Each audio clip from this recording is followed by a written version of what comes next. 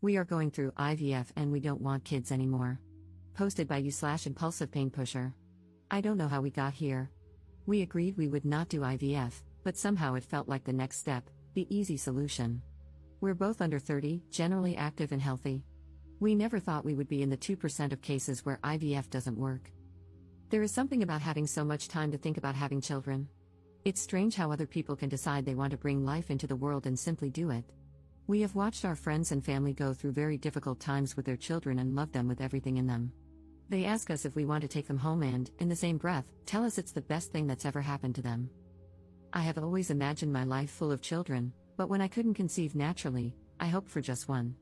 While I watched people spank, yell at, and harshly discipline their children, people I never would have thought capable of doing those things, I wondered, would I turn into that? A lot of these people are shells of themselves.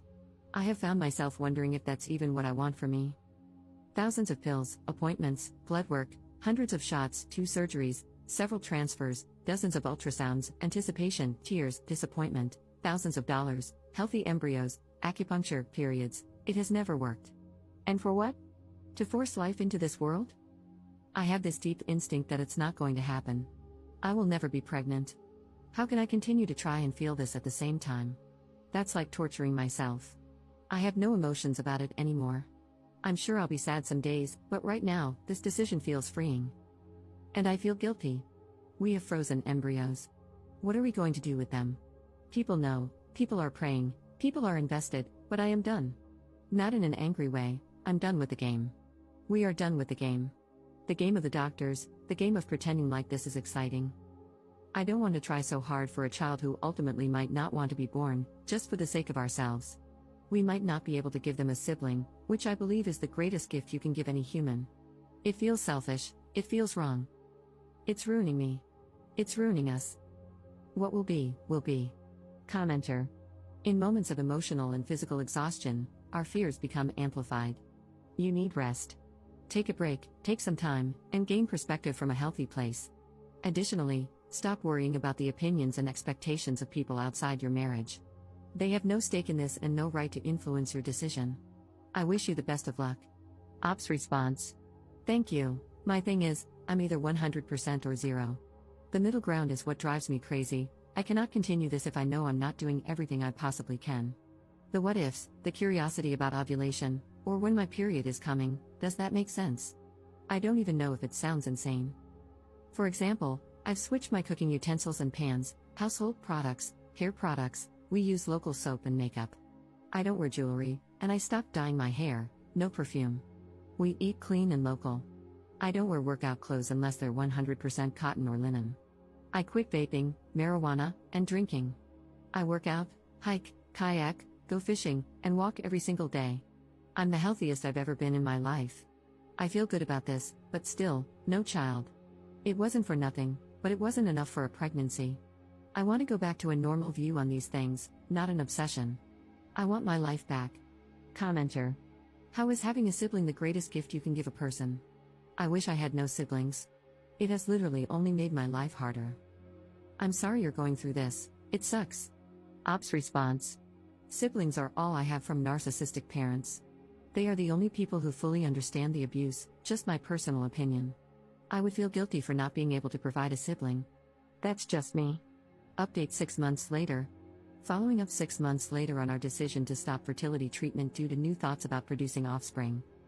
We both started a new diet and exercise routine, and we both lost 25 pounds. I cut all supplements and medications, got a new therapist, finished many things I had been pushing off, and our business has thrived. Things have been great without this taking up 95% of my mental space. I wavered back and forth for a while on if, and when we would try another embryo transfer, largely because I was trying to heal from the likelihood that it wouldn't happen for us while envisioning a future with just my husband, all while simultaneously listening to everyone in my life calling this a break. It's been confusing, to say the least, especially never knowing why it didn't work. I knew from the beginning that this was not a break. I visited my primary care doctor for a regular checkup, and she encouraged me to see my OB/GYN to explore any possible ideas. I agreed and made an appointment. My OB/GYN suggested exploratory surgery to see what's happening, along with some blood work and other minor treatments. I made it clear that I was not doing this in the hope of conceiving. The blood work came back all normal, for the first time in 5 years. However, the laparoscopy did not. I have stage 3/4 endometriosis. They performed excision surgery, but the endometriosis was covering my entire pelvis, bladder, colon, small bowel, uterus, encasing my fallopian tubes and ovaries. After 2 years of being told, right to my face, that I didn't have endometriosis, this diagnosis was so relieving. I finally have an answer. My doctor gave us a brief description of our options while I was waking up. I've had weeks to think, do I want to go back to treatment? Do I want to try naturally? Do I even want to try at all?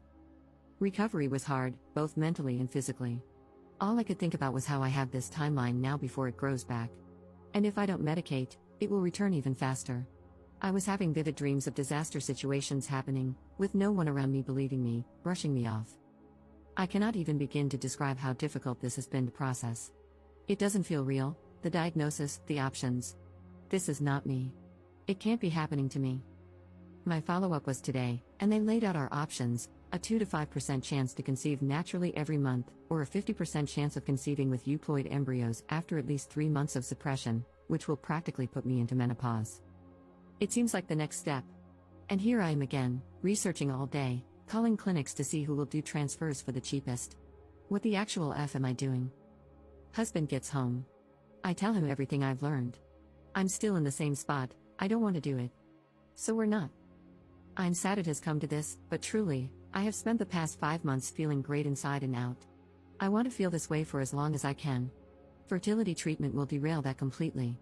I don't think the risk is worth the reward. I've learned so much, and it is frightening to possibly go back to the place I was a year ago. I don't think anything can convince me.